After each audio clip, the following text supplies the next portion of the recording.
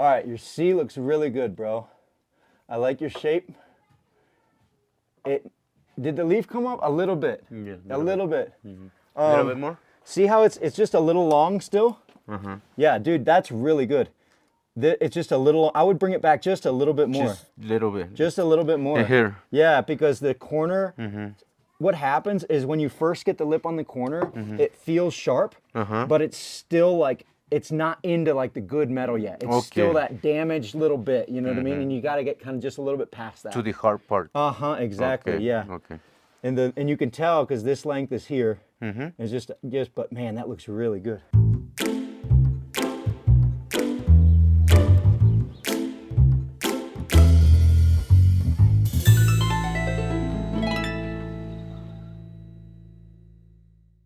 All right, so this is our brother Emilio. He lived in the States for most of his life, and learned English there, and came to know the Lord there, and he's back here with us in Mexico, and he's just become part of our church, and he's my brother, and we do all kinds of stuff together.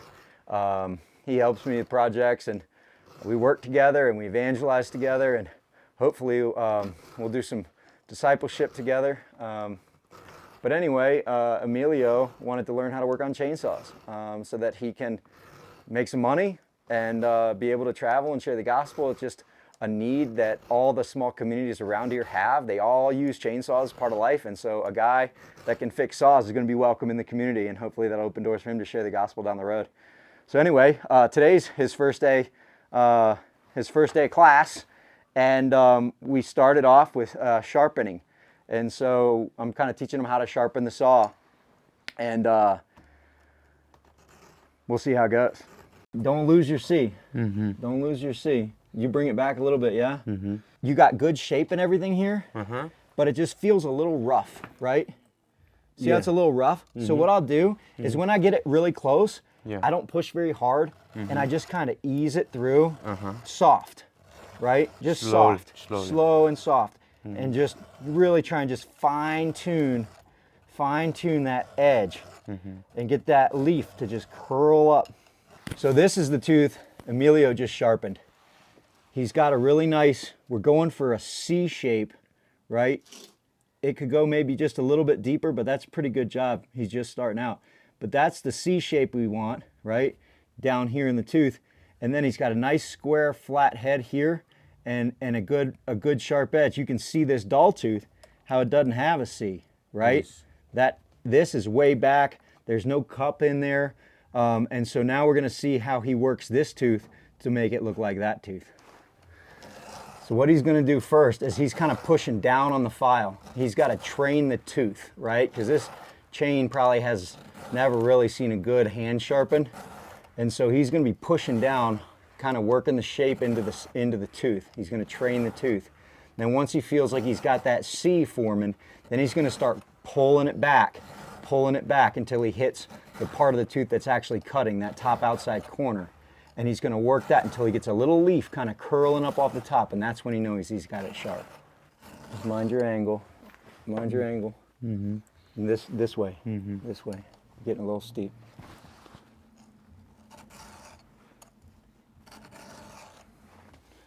I like your C, man. You're getting the C. You got that part figured out. That's perfect right there, right? That's a good cup. Now you're ready to start bringing it back, right? Just nice and easy. And you don't want to push too hard. Yes. You know, you don't want to be in a hurry. It's real easy to take a lot of metal off these teeth really fast. And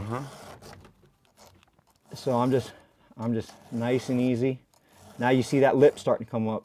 Keep it flat this way. The direction of your file is important, right? And it doesn't have to be perfect all the time. You know, you can rock it forward to get a little metal out of there. You can rock it back. You know, wherever you feel like you need to move the metal, you can move the thing, but you want to keep the angle consistent. Yeah, right? like that. Yeah, exactly. So your angle stays consistent, but you can turn the pitch the file this way or that way, depending on where you want to take out metal. You pitch the nose down, you pitch the nose down that way, it's going to take metal off the back of the tooth. You pitch the nose up this way, it's going to take metal off the front of the tooth. Okay. I can teach you how to port and polish and build custom exhausts and do all that kind of stuff and get horsepower out of a saw. Yes. But if it doesn't have a sharp chain, it ain't going to cut. And so the biggest thing I've noticed with these guys out here, Yeah. these are work saws, right? These guys are cutting firewood.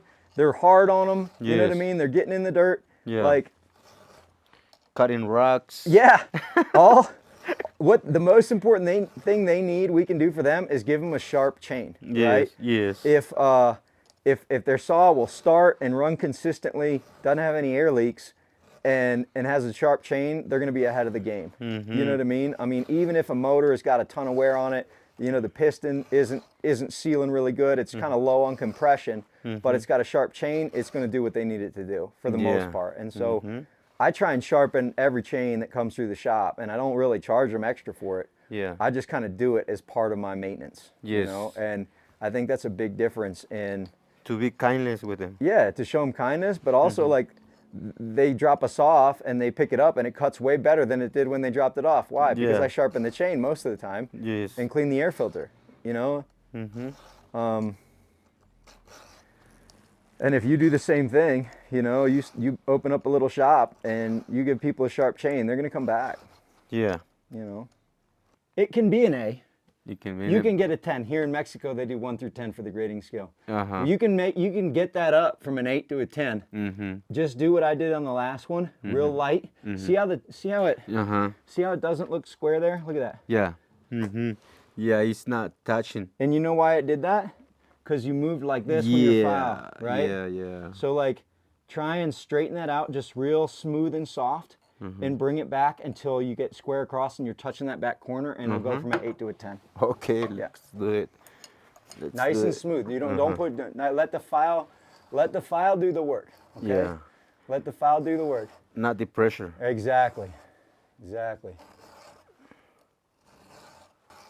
So you know, we kind of planned to have Emilio over today and teaching him working on saws, and then I was like, oh, Court, you should come over and film, you know, because this would be a cool video.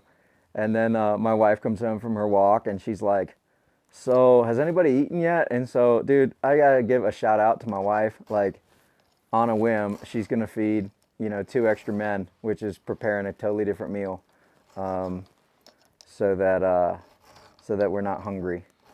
And so anyway, she just kind of changed her morning and jumped in the kitchen and is whipping up some biscuits and gravy for everybody. She is an awesome missionary. Getting the lip, you're doing everything that we talked about. See, how's your C is okay. You're getting a little high because you're concentrating more on the lip and you're forgetting about your C. You're pulling up, right? And so your C has gotten a little low. And then look, now it's almost worse. Like I mean, it's not worse, but you just haven't improved it at all. It needs to come back a little bit more. Just the front. See how it's like. Watch this. Yeah. See how that's square across? It's touching. Yes. Now look at this one. Yeah, It's open in the back, right? Yeah. So like, I'm just gonna give it a couple of those little soft licks, and I'm gonna push down a little bit more for the C. to try and keep the C. Yep, I'm gonna push down a little bit more. I'm just gonna ease it back. I told Emilio, I said, yeah, man. I said, this takes time, dude. Like, learn how to do a good hand file. You're probably gonna have to sharpen 20 saws before you really get a handle on it. And he goes, 20? I was hoping to do like 5.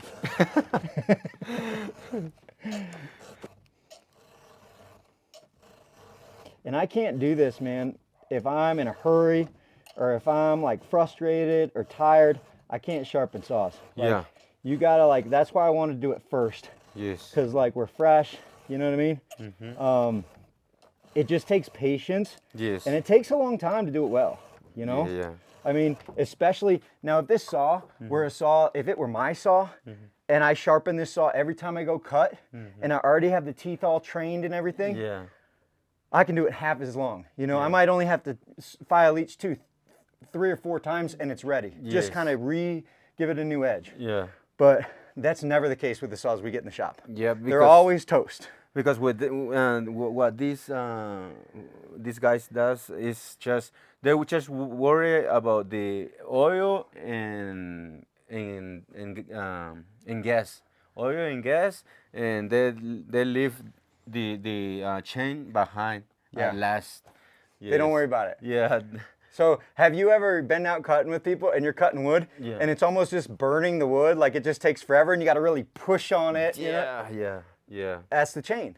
Now you're gonna see when we finish sharpening this, we'll go out and we'll cut a piece of wood, and you can tell me if you notice a difference or not. Okay. So Emilio, every time Emilio comes over to my house, he brings a chainsaw. Like every time, right? So he's the perfect guy to learn how to do this. So today he bought us this bruiser. Really nice shape. It's a Husqvarna 455. I don't know if it runs. Doesn't have a bar, doesn't have a chain. It's not seized up. Like I can pull it. Compression doesn't seem terrible. It's an X torque. So it's got that, that different cylinder design, which I'm not super familiar with, and I'm not really a fan, but we're always learning. So this saw is going to force Amelia and I to kind of dive into getting educated about the X torque and where we can get power out of it. It's a pretty cool opportunity because, this isn't a big saw, but the owner told Emilio, I guess he's got a good job or he's got money, and he told Emilio to take it to me and for me to make it like new, and he doesn't care what it costs. So obviously we're not gonna like hot rod this thing to death. We're gonna make it a solid work saw. We're gonna try and put minimal money into it to where it's dependable is the goal. Like we don't want this guy to spend a bunch of money he don't need to spend to have a good firewood saw. But we are gonna break it all the way down and really give it some love. And if we can get a little extra power out of it here or there along the way, we're gonna do that. So I'm excited about this project, and maybe we'll show a little bit more with this one later on down the road. So this saw is a saw that I fixed a couple months ago for this guy, and he brought it back because it's not starting. And so we'll just check the they call it the timing. We'll check the high and the low set screws on the carburetor and a couple basic things and see if there's a simple solution. Sometimes they adjust them on their own and they get out of whack, and then sometimes something else breaks. So we'll just see. This is a 455 Rancher, and we put what we did last time. We put a new carburetor in it, put a new carb, and some new plastics around the carb. But this is looking really, it looks like it's running really rich right now because I see all kinds of moisture, and this air filter is nasty. Tal vez es el filtro de aire. Está mojada con la gasolina y aceite, y a veces no se jala bien el aire cuando se pone así. So the 455s, the newer saws, come with stops in the adjustment screws for the carburetors, and I need to order some of the factory screwdrivers so I can adjust them with stops. I don't have those, and so it's basically limiter on the high and the low screw, which means sometimes I can't adjust it. I have to take the carb out, pull the limiters out, and then try again, because I don't know. It's hard to adjust it without the right tool. But let's try and give it a pull and see if without the air filter it'll go.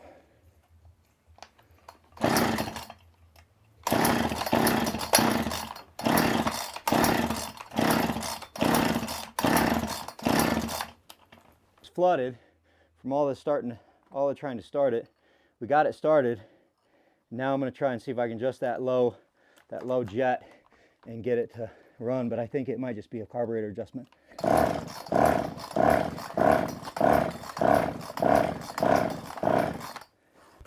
Otra pieza para que no se puede ajustarlo bien es un tipo de protección, y tal vez a veces es difícil ajustarlo bien con esta cosa. Entonces, si no puedo hacerlo bien ahorita, puedo sacar el carburador y desarmarlo y sacar estas piezas y ponerlo otra vez para que, si se puede.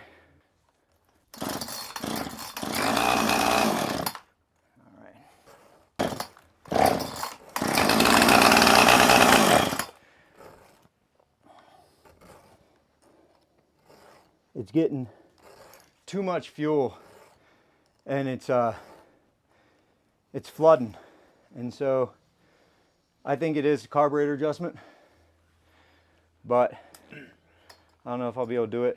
Quả ni gasolina ya chi. Quả ni gasolina ya ra sananya saul garke. Aha. Da kastiara carburador ta kundira sabe que nduaya. I think we have an air leak Air leak? because the choke closes off the air to the carburetor, right? And so when you pull the choke out, it has less air, right? When I close the choke, when I pull the choke out, I'm cutting off air supply to the motor, and it starts and it will idle. And then when I close the choke, it dies. Or when I pull the trigger, it opens more air to go in as well, and it dies. And so I think it has an air leak somewhere, and so it's when it's all closed down, it's pulling air and the pump and everything is working.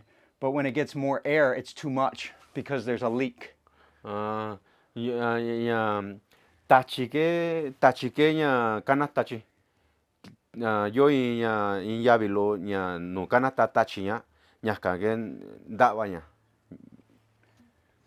Entonces creo que tiene un gote de aire. Ajá, hay que desarmarlo y checarlo bien. Ajá, creo que es un empaque o algo que falló, porque o tal vez los sellos abajo, pero está jalando aire. No es el tiempo. Well, another day in the shop. It was pretty cool that Emilio was here, because I mean, Victor, he's my neighbor. He speaks Spanish, but he prefers to hear it mixed tech, and so anyway, that was kind of neat. I was able to like give my best guess at that diagnosis, and he was able to convey that to him. I mean, it could be a multitude of things at this point, but that's just kind of my first impression, is it's an air leak. We'll tear this thing down and see what we find. It looks like he's been running it. But not taking care of it that much. Well, it's hard to say. Not necessarily. You know, I mean, it definitely hasn't been maintained. I mean, it just needs a new air filter, but it's not in terrible shape. It's in good shape. I think we just need to figure out where it's leaking air. Well, man, Emilio, I'm super excited that you've come and you're working with us here in the shop. You're really good, dude. Like, you learned a lot this first day. I can tell you're gonna get sharpening down, and that's you can sharpen chains, man. You can definitely do this. Anyway, super excited to have Amelia with us today. And Amelia, how'd it go? Well, I'm doing really good with being here, trying to make a good relationship with you guys, because I could be somewhere else, like doing something else, but God wants me to be here, and I feel good being here with you guys. And I'm gonna try to learn here. I'm gonna do my best to learn kind of quick.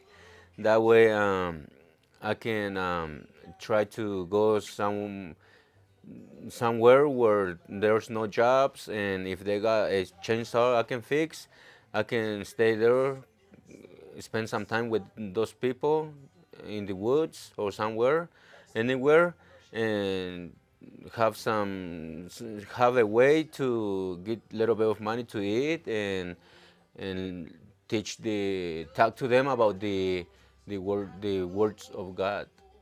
Yes, that is the first thing in my mind. God is in my mind, and I think He's gonna do everything that He can do to help me out. That way, I can be someone useful for Him. Yes, thank you for everything, and I'm glad to be here. Thanks God for you guys. Your guys are blessed to this for these people and for me. Well, you're a blessing to us too, brother, and we're glad you're here. So Yes. pray for us and pray for the mixtape.